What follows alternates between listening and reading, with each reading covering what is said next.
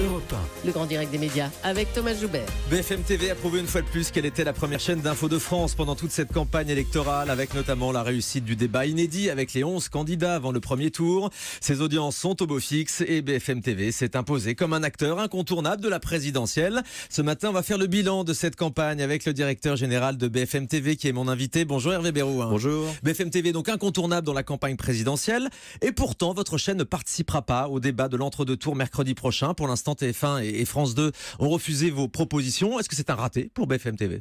Non, c'est pas un raté. On s'est heurté au refus de TF1 et France 2 que je regrette, que je peux comprendre. C'est ce qu'on appelle les avantages acquis qu'on essaie de défendre. C'est de la tradition ? Oui, c'est de la tradition. C'est d'ailleurs un des arguments qui nous sont opposés.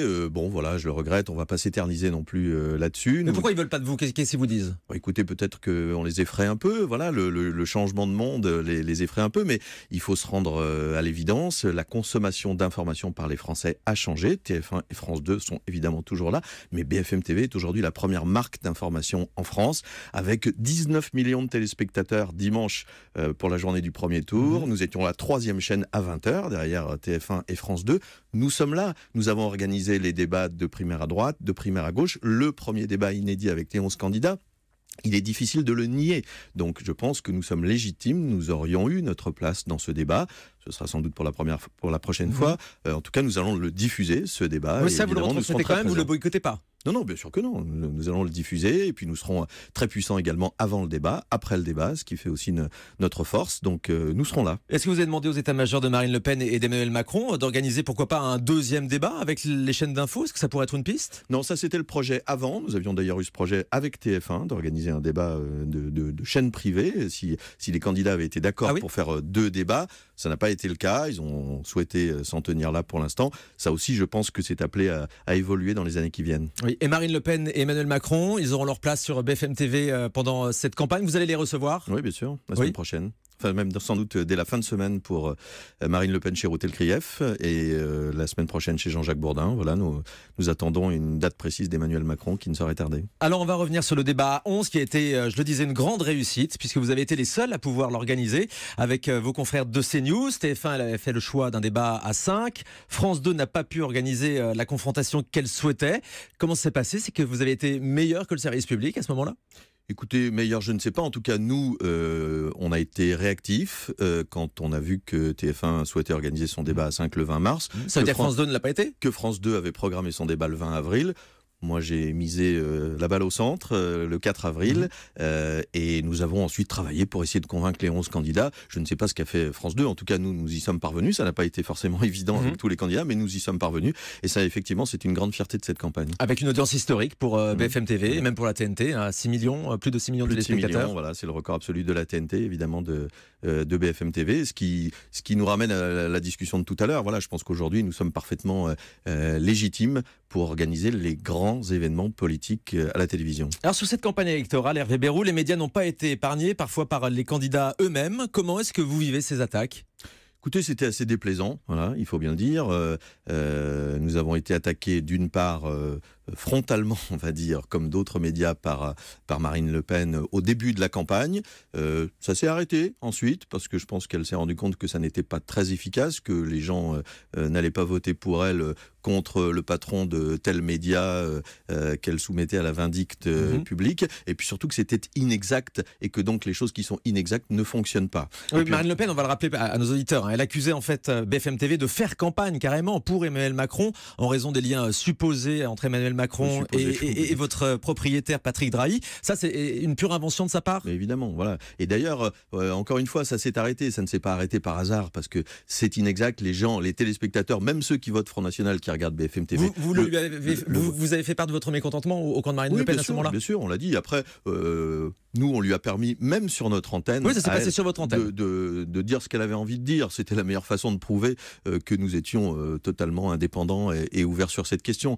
Mais encore une fois, je vous laisse constater que ça s'est arrêté. Et puis il y a eu aussi évidemment dans le camp Fillon, qui a mal vécu aussi parfois ce qui a pu être dit sur les antennes, dans les médias, ce que l'on peut comprendre. Il a refusé de venir chez Jean-Jacques Bourdin avant le premier tour. Oui, absolument. Ouais, voilà. On peut comprendre la difficulté pour les gens qui soutenaient François Fillon de se retrouver plongé dans une affaire qu'il n'avait pas souhaitée, alors qu'il pensait que cette élection était, comme on dit, imperdable pour le candidat de droite. Mais cette affaire, elle était là et nous l'avons racontée. Mais c'est vrai que le climat dans certains meetings a été extrêmement déplaisant pour les journalistes. Oui, plus globalement, Emmanuel Macron est accusé d'être le candidat des médias par certains partis. Dans certains camps, on considère que les médias ont quasiment fabriqué ce candidat sorti de nulle part. Est-ce que c'est votre analyse aussi ? Mais non, pas du tout. D'ailleurs, regardez là, depuis dimanche soir, Emmanuel Macron est assez critiqué pour sa soirée de dimanche, son début de campagne d'entre-deux tours. Et que dit Emmanuel Macron dès hier soir, non au diktat médiatique, je ne me laisserai pas dicter. Voilà, les choses ont déjà basculé.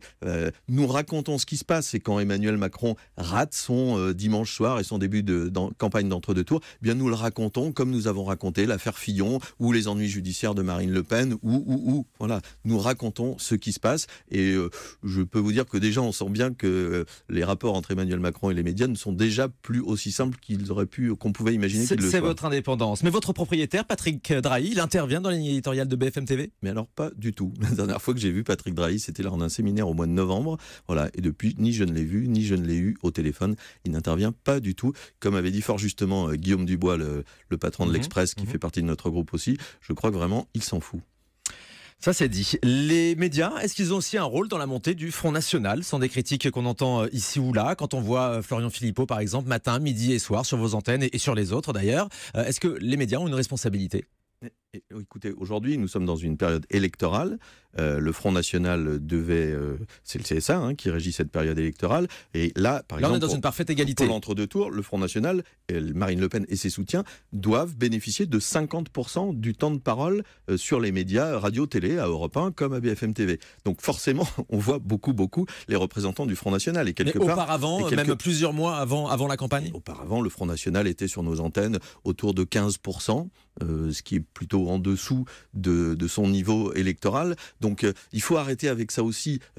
En 2002, quand Jean-Marie Le Pen arrive au deuxième tour, les gens disaient « Ah, c'est TF1 qui a fabriqué Jean-Marie Le Pen ». Maintenant, quand le Front National arrive à nouveau disant « C'est la faute des médias ». Non, voilà, les médias, globalement, ont plutôt, d'une manière générale, été hostiles au Front National depuis des années. Mais il faut regarder les choses telles qu'elles sont. Le Front National est à ce niveau-là aujourd'hui. Et ce n'est plus le cas aujourd'hui ? Vous dites que les médias ont été hostiles au Front National ? Aujourd'hui, c'est rentrer dans les mœurs ? Non, mais je pense que même aujourd'hui, on voit bien que dans les journalistes, dans les éditorialistes, vous n'avez pas de soutien affiché du Front National dans les médias. Donc aujourd'hui, on ne peut pas dire que ce sont les médias qui font le jeu du Front National. Au contraire. Vous avez trouvé qu'on avait vécu une belle campagne électorale, c'était intéressant ?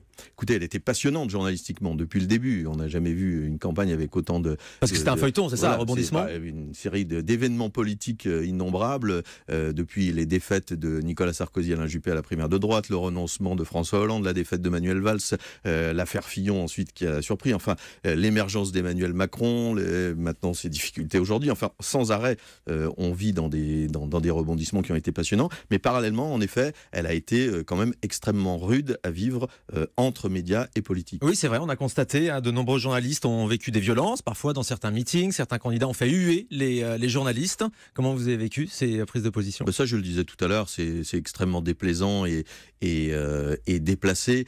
Et encore une fois, je pense que les hommes politiques devraient réfléchir, en regardant un tout petit peu le passé, c'est que c'est très rarement payant électoralement. Voilà. Les gens qui s'en prennent aux médias publiquement, qui font siffler les médias, ça peut fonctionner avec un cercle restreint de militants Parce que ça peut être une stratégie aussi. Dans une salle surchauffée. Oui, mais c'est une stratégie. Mais moi, je remarque simplement que cette stratégie-là, elle est rarement payante. Hervé Bérou, le patron de BFM TV, directeur général de la première chaîne d'info de France, est notre invité ce matin. On se retrouve avec Christine Bérou juste après ça.